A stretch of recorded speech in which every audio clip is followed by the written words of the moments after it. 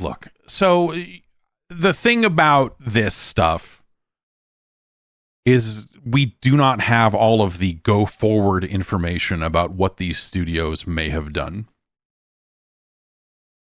And that's always a big if. Like, what was the next game that Arkane Austin was pitching to make? Was that a meaningful pitch? Was that a pitch that it seemed...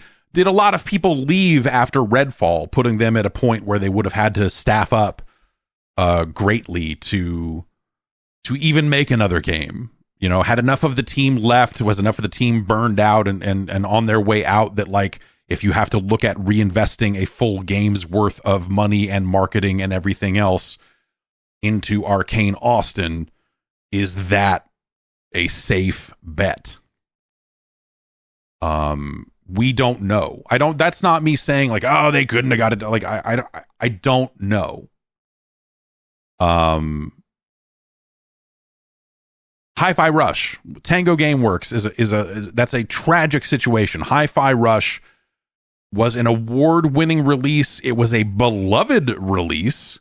It was a feel-good release from a publisher, Microsoft, that desperately needs games like that. It's the sort of game that when they pitched Game Pass as being a thing that was like, oh, this is going to make it safer for some of these smaller games to exist because Game Pass is going to provide that kind of cushion and blah, blah, blah. So, okay. That's it, I guess, for that. And Tango's other works, The Evil Within and Ghostwire Tokyo, certainly had their fans. And if we go back to, there was a document released in I guess it came from 2020, but it came out of, it was a Microsoft pitch deck that was dated from an era when they were looking at buying ZeniMax and when they were looking at doing this deal. So it was them looking at the development slate for what was going on over there. And then that came out. I think that pitch deck made its way into some lawsuit filing or something. So that's why we have it now. It has Ghostwire Tokyo sequel written on it, and it has Dishonored 3 written on it for fiscal year 24. Which obviously the dates are way out of whack. So, I guess the only I'm trying to like logic my way through this and trying to make it make sense. And the only thing I can think of is that Tango Gameworks was a studio that had a staff size that required a larger number of, like, a bigger game than Hi-Fi Rush to come out of it in order to make, keep its books looking good, right? And so Hi-Fi Rush was something that was like a big surprise from seemingly a smaller team or seemingly a smaller turnaround, as something that they were working on kind of between things almost. And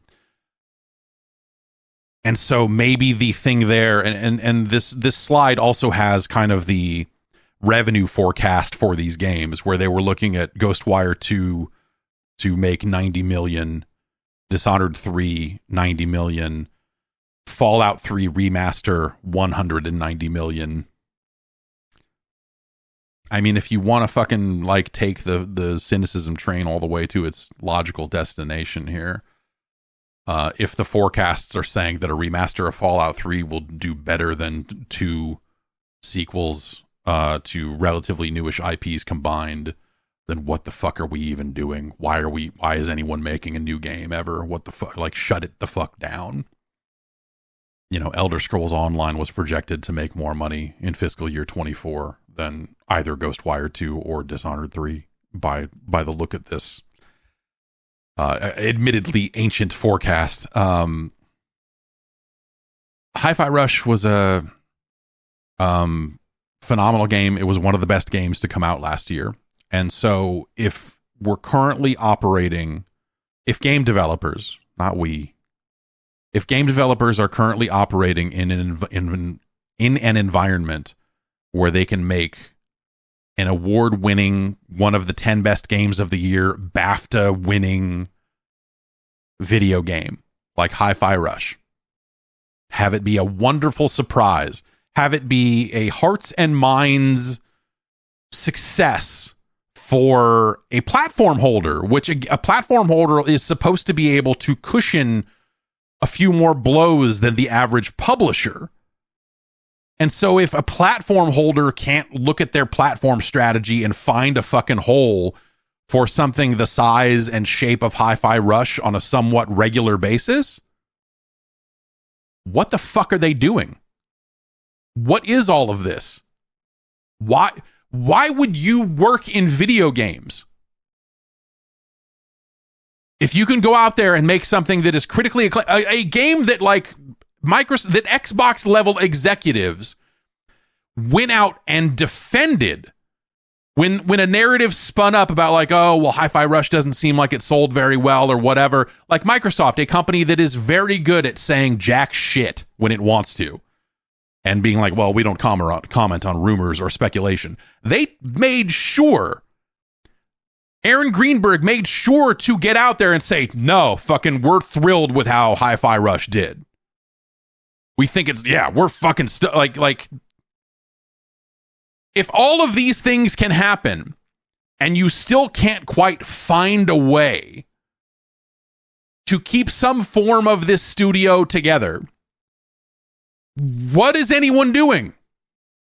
If a game like Redfall can come in and be impressed upon you, like, if from the studio that brought you Prey, a game that people fucking loved the shit out of, if you cannot find a way to make that work, if that has fallen apart to the point where it makes more sense to just shut it down.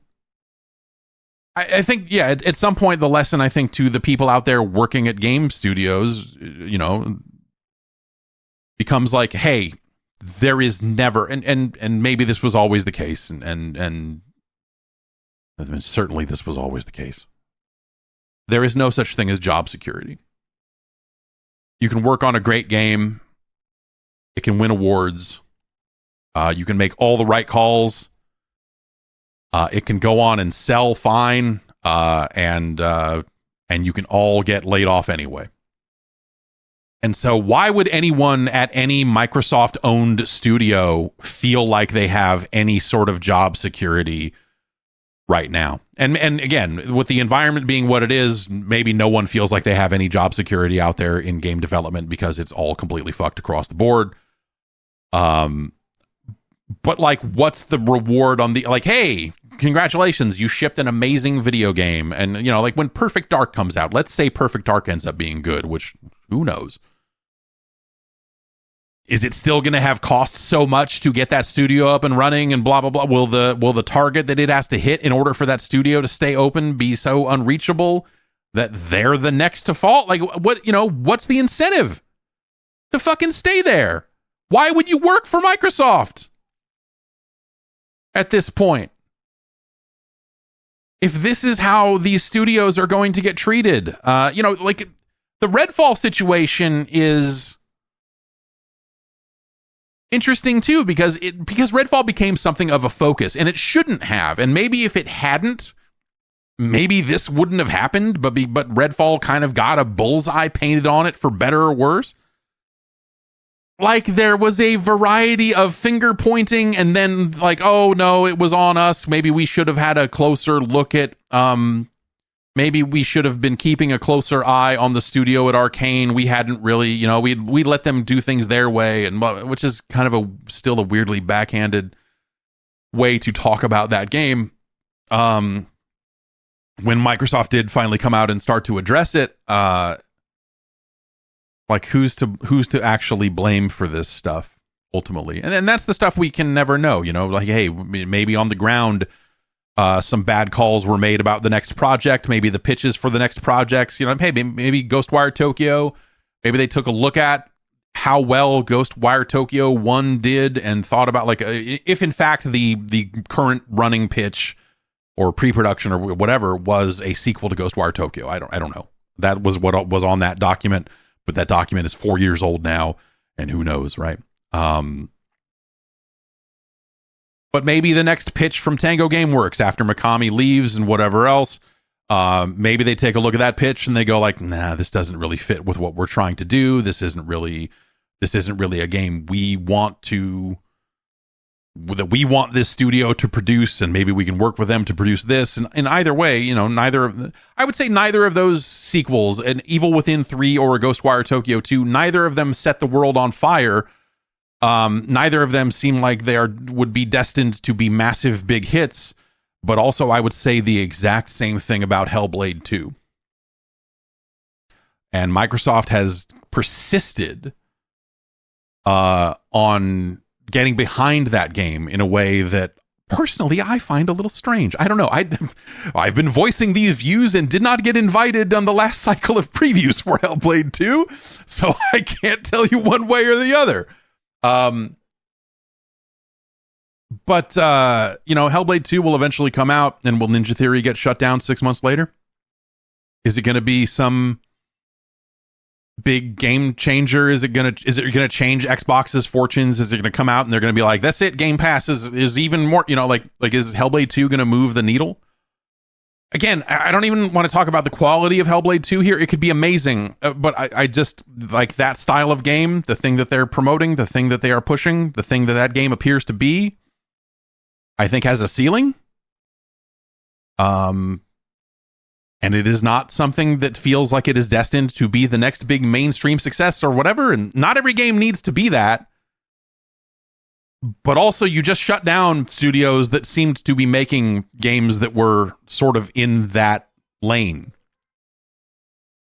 I don't know. I wonder if there is like a meaningful shift happening inside of Microsoft. If they're like, hey, we need to get back to the bread and butter type games that made us in the 360 era. Is that why there's talk about new Gears of War being announced in June finally? Are they just like gonna circle the wagons and be like, fuck it, Halo, Gears, Forza, Fable?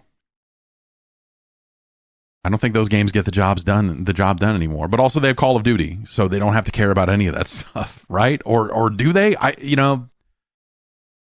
The larger Microsoft position is really strange. We just had their earnings call. You just had Nadella out there talking about, well, we're the top publisher on PlayStation. Like, that's awesome. I guess. I don't know. Is it? Like, are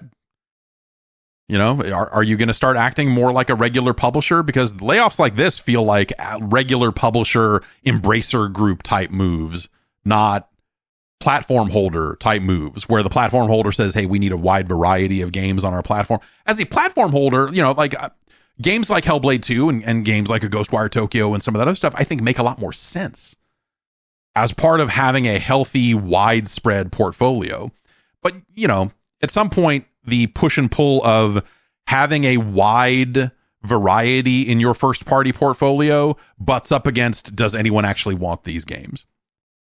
And I think that's sort of a rough thing that these studios, I think, maybe got caught up in to a certain degree.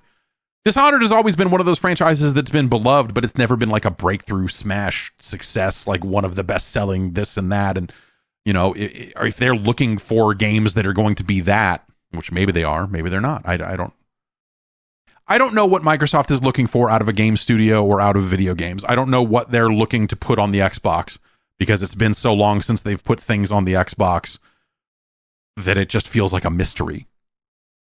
And I don't get the impression that they know either. I think they have found their way into owning a ton of these studios, and they acquired some big studios along the way.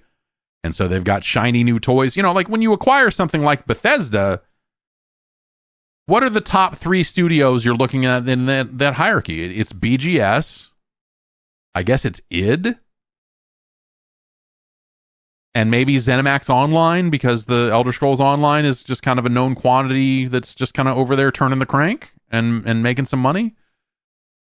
Like, are you looking at the Arkane studios at that point as being more of like we really just wanted the next game from Todd Howard, and whatever else we get out of this, that's great, but we're not going to go out of our way to go to bat for some of these other locations, because ultimately all we care about is getting Starfield.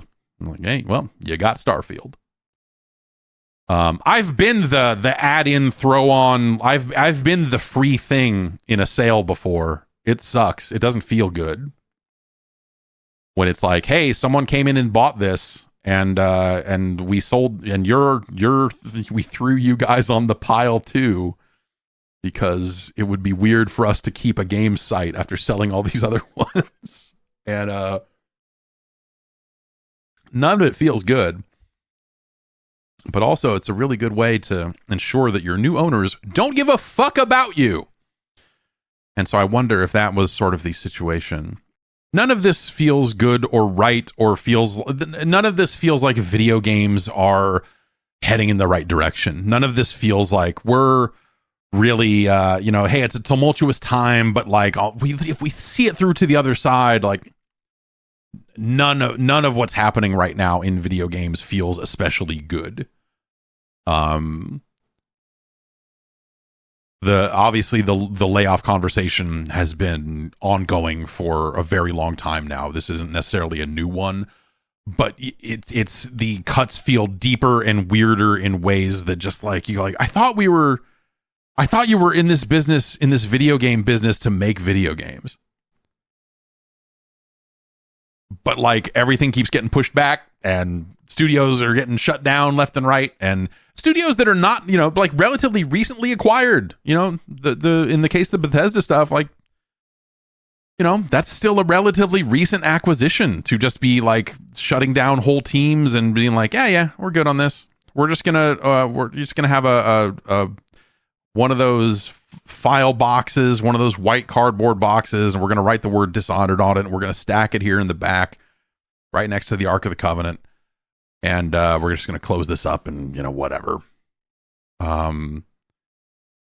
This makes me feel actually like way fucking worse about the Activision acquisition, in terms of like, hey, there's a lot of Activision IP that you could in theory tap into for new games. And someone wrote in and we were talking about Pitfall not that long ago, and like, what the hell would you even do with Pitfall?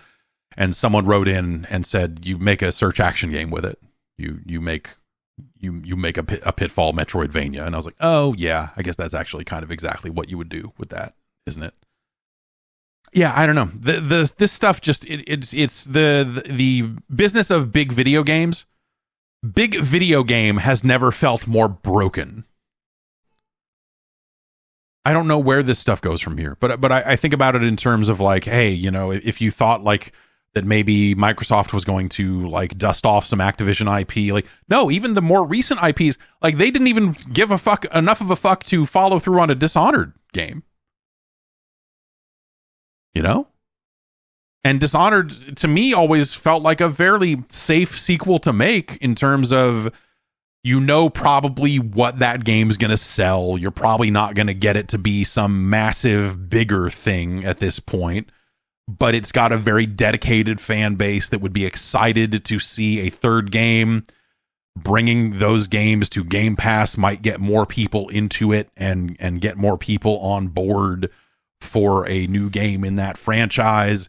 It's a modern B game, I guess, if we have to look at it like, right? I mean, it's, but yeah, I don't know. If you're working at a studio owned by Microsoft right now, like, what's all you can look at and go like, well, they didn't shut our project down, and we've spent enough money now that they're probably going to have to let us see it through.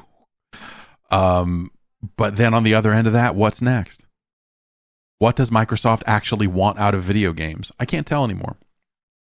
I really can't. But when I think about the future of video games, when I think about the future of Microsoft as a company, more than just Xbox, and I think about the way that Xbox aligned with the company's corporate values, that starts to feel even worse. Because, Microsoft wanted to become a big services company, and so, Xbox leaned into services. They leaned into Game Pass. They already had Xbox Live Gold. They already had, all of this stuff, and they became a bigger services company, subscriptions, all of that. And now Microsoft is one of the dominant companies pushing all of this fucking AI trash. Like at a high level, corporate level, they've made massive investments in companies like OpenAI. They want AI to be a thing. Despite every single fucking AI thing coming out either doesn't fucking work, like that fucking rabbit thing, like it's a fucking joke of a product when they try to sell something, or it's a hilarious joke because the only fun thing you can do with AI is like, ha ha, we listen to this song I made on it. I typed this in and this came out the other end. Yeah, BBL Drizzy. Listen to this. It's fucking hilarious. And this is what the company, you know, like so many companies are like basing their entire future on like this thing that it doesn't really seem like people actually want. And it just feels like the grift moved from NFTs over to AI so smoothly, and everyone is so dumb. Slash like the like investment theory that no one wants to be left behind. Like, oh, well, we got to make sure that we invest in AI because everyone else is investing in AI. We got to make sure we lay off like 8% of our workforce because everyone else is laying off 8% of their workforce. We don't want to get left behind. Otherwise, the investors will have questions, and we don't want to have to fucking deal with that. We don't want to actually have to think a way for our, like, we don't have to plot our own path through this mess. Let's just figure out this other shit. And so everyone has like crawled up their own ass with all of this AI shit that isn't doing anything right now. Like all of it is based on like the future of like, well, this stuff is gonna fucking blow you away. But like every single place that this AI shit gets deployed, there's always a fucking problem. There's always some hilarious broken bit. There's always some bit to it that you're like, oh, well, yeah, you didn't think all of this all the way through, and now your chatbot is giving cars away, or, you know, like all of the little things along the way, because everyone is in such a horrible race to push out the fucking most dog shit. Like, we used to have this idea of a minimum viable product as something that was like usable and like largely functional and would at least sort of do the thing that you were trying to sell it on. But in the world of AI, it feels like that's just gone out the window, and they're just like pushing out garbage all the time. And that's fine if you're like, hey man, look at this weird open source thing we're making, and you fuck with it and you're like, well, this isn't here yet, but that's really neat that you're doing this. Like that level of AI and like fucking around with it and downloading this open source thing and compiling it and running it and doing this, it's fascinating. But the rush to productize it and the rush to try to commercialize some of this stuff is embarrassing. And these are from companies that have been around long enough that you would think that they would know better than to like fall for this fucking like weird song and dance. Like Microsoft is not oftentimes not a smart company. They're slow to move. They're very tribal. They're very, Microsoft is Microsoft. Like people go work at Microsoft and then they just vanish, right? They just become one of those guys. They just like, I'm a Microsofty. I don't know. The race to just over-invest in all of this incredibly embarrassing shit, like you just see it from a fucking mile away. Anyone with half a fucking brain that's been on the internet long enough, that's been around the tech industry long enough, like you see this stuff and you go like, no, this isn't. Like, yes, could this be a thing someday? Sure. But like, this isn't something that anyone should be talking about. Like Apple was out there this morning talking about all of their awesome neural processors going into the new iPads they just announced and how they've been doing AI for a good long time. They've had neural processors for years. All the other guys are catching up. It's like, yeah, well, I don't know. Fucking Siri can't even fucking do the right thing half the time when I talk to it. So I don't know if I'd be out there fucking bragging about your AI bullshit because it's been trash. And the thing is I don't think people necessarily want it to be better or care enough about it. They're not there going like, if only this was better. They're like, no, I don't need that. I'm fine.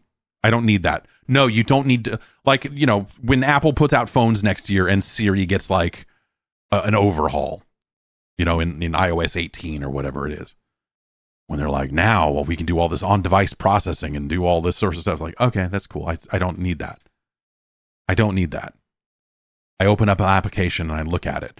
Like, Siri is usually good enough to read a text message that came in while I was driving a car. I don't, you know, like, I don't need, like, no, and it's not just me being like, well, I'm an old man and I like to use a mouse and keyboard. The demand does not seem like it is there for that. This does not seem like it is the way forward for efficient modern computing. I don't need a bunch of on-device neural processing to tell Siri to fucking, like, wake me up in 20 minutes. Because I put a drink in the freezer.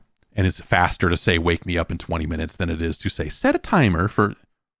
It's fascinating, man. The tech world, the like, watching, like, that Rabbit R1 thing come out and be basically a dog shit Android app that fucking doesn't do a goddamn thing, that they loaded onto this shitty little Android device and tried to say it was, no, this is a custom thing. You couldn't just, like, bullshit. People fucking made it run on a phone. Get fucked, losers. I say losers, but they have probably raised millions of dollars in funding that they're paying themselves in and smacking each other on the back and going, ha, ha, ha, yeah, well, we'll get them. Yeah, the product, this review, not real positive. Did you see that shit? Not to just, you know, fully fucking sidetrack here.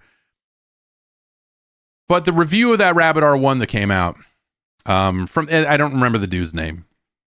Was it Marcus something? Like, he put up a YouTube review of Marcus Brownlee. Yes. Put out a review of this Rabbit thing, which was an AI device. It was meant to be like you clip it to your shirt or something, and it's got a shitty little screen on it. And, you know, you can, I don't know, talk to it or whatever. He reviewed that thing and said it was bad. So it was like the, you know, one of the worst products he'd ever, I think the language was the worst product he'd ever reviewed or something along those lines. And there was like a cadre of people. And that dude, I don't follow his work too. I just know that, like, the general consensus that I have seen is that he's like a relatively light touch on a lot of stuff and doesn't necessarily go in and tear things apart and doesn't necessarily tear things down as a rule. Like, he's, you know, like a relatively even-handed guy, I guess. But, like, this review hit, and then you have all of these fucking tech bro, like, not even tech bros, it's like the tech bro hangers on that are, like,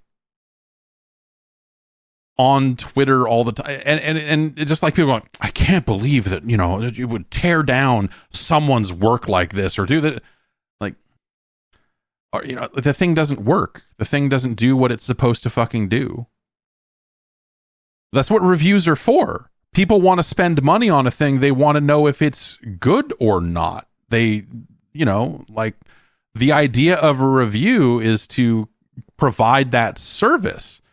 The very idea that a review is like, oh, you should have let it. Why would you do this? Why would you tear down this product in this nascent space that we're trying to grow this, bro?